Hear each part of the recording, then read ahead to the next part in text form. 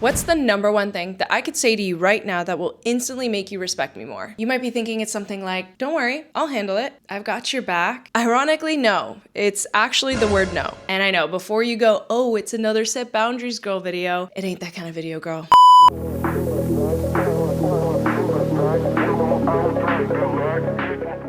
I know this sounds kind of backwards. How does rejecting someone make you more successful and make you look and sound better? Don't successful people say yes to opportunities? Actually, no. I wonder how many times I'm gonna say no in this video. I guess we're gonna find out. There's so much research to prove it, and I've seen it play out again and again for not just myself, but my colleagues at work. If you wanna be successful, be a respected leader, and have people trust your judgment, you need to learn to say no and learn to say it strategically. It's one of the most powerful moves you can make in a world where there's infinite number of choices and opportunities. That's what this video is gonna go over today. Before we get into it, and if you're new here, hi, my name's Em. I'm a career expert, entrepreneur, and speaker with over a decade worth of experience in the public, private, and not-for-profit sector. And let me tell you, saying no is a big reason why I've been successful across those industries and as an entrepreneur for the last 4 years. So let's break down the research and the psychology as to why saying no actually contributes to your career success. No matter how you define career success, it could be a promotion, it could be starting a business, it could be getting a new job. It's gonna get you places. And don't worry, I'm gonna give you some tips on how to deliver saying no, because that does sound terrifying. There is probably a reason why you don't say no as often as you think. And it's probably because you're a people pleaser like me.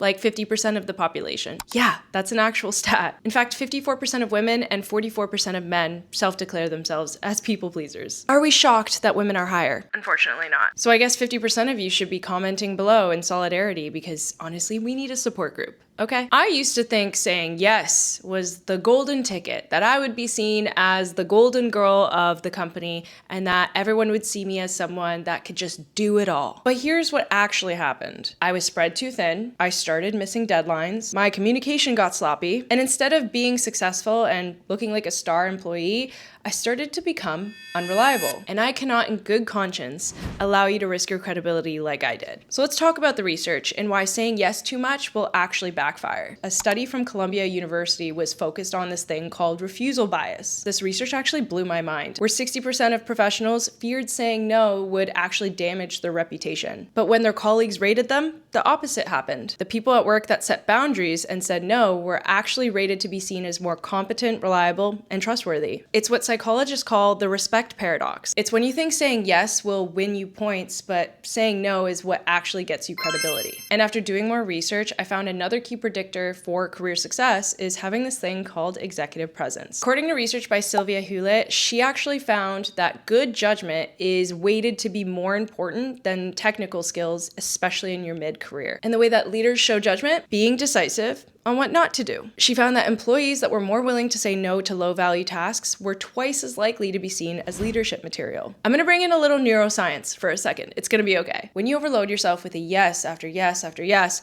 you force your brain into constant task switching. And that's coming from a recovering task switching addict. That is a lot to say. And a study from the University of London found that constant multitasking actually decreases your IQ by 15 points. Bro, that's a lot. That's apparently the same kind of hit as pulling an all-nighter. And that just makes me think of like office zombies, you know? Not exactly the vibe of a successful career, if you ask me. Let's move on to this book, which actually inspired this video quite a bit, but I'm gonna do an entire video on it because it needs that sort of respect. It is just so good. So once that video is up, I'll put it in the description. This is Essentialism, The Disciplined Pursuit of Less by Greg McKeown. I almost called this existentialism, so I might need to go to therapy today. Highly recommend. His rule, if it's not a clear yes, it's very much a clear no. I know it sounds simple, but he actually does a really great job in breaking down the reasons why, as well as making it really engaging. He essentially explains that success is actually a trap because the more you achieve,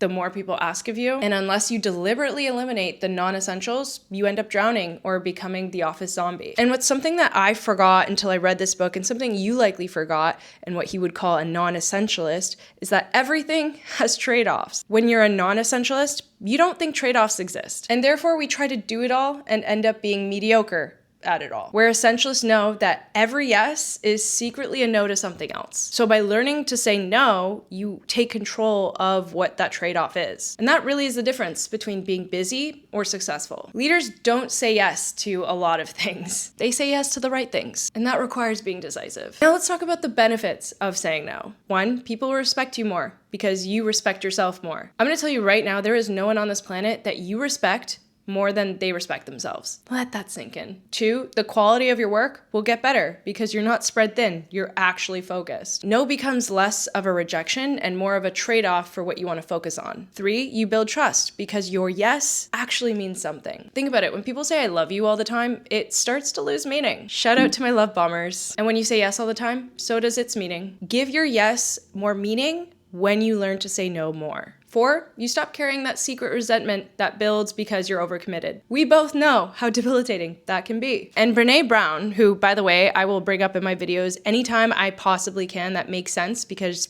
she's an icon. She says that sharing boundaries and saying no actually requires vulnerability. And vulnerability builds trust. So when you're clear about the things you can't or will not do, you're not pushing people away. You're actually bringing them closer because they know where you stand. Now let's talk about some tips on how to say no without burning any bridges. We can't have you sounding like a jerk, okay? I won't let that happen. So here's 3 simple strategies that I use. I call it the ECR, like CPR, just an acronym to help you remember. The E is for empowered refusal. Marketing professor Vanessa Patrick calls this the power of saying, I don't, instead of I can't. Because I can't kind of sounds like an excuse. For example, you could say, I don't take on projects that's going to compromise my other deadlines. This signals conviction instead of an excuse. And people respect principle. And can't questions your capabilities in a sense. C is context. Context is extremely important. It shows that you're willing to communicate where you stand. For example, you would say, if I take this on, I don't think I'll be able to provide the same quality of work to our current priority project. What I really like about these examples is that they focus on protecting outcomes and not your ego. Now the R is for redirect. It's important to not just say no to something, but also provide a solution or some sort of option to the person you're speaking to. For example, when a project comes to me and it's not exactly aligned with what I'm working on,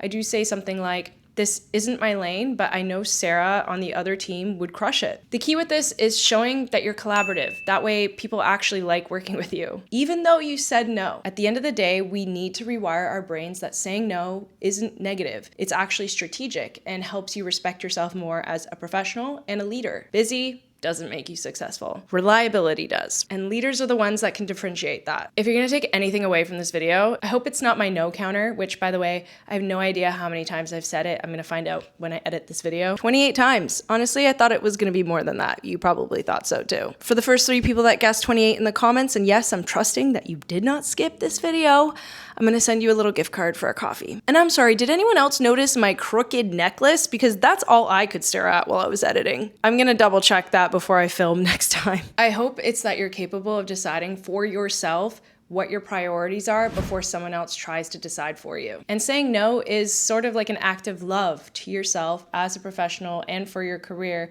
that really showcases that. So the next time you're tempted to say yes, pause for like a second. If it's not a clear yes that aligns with your priorities, it's a trade-off as a no. Don't trade off people-pleasing for your priorities. And believe it or not, my friend, that one little word, that's gonna make you successful. Thanks for watching. I hope this helps. Like, subscribe, comment, and all that jazz that people say at the end of these videos. But more importantly, I'll see you next week.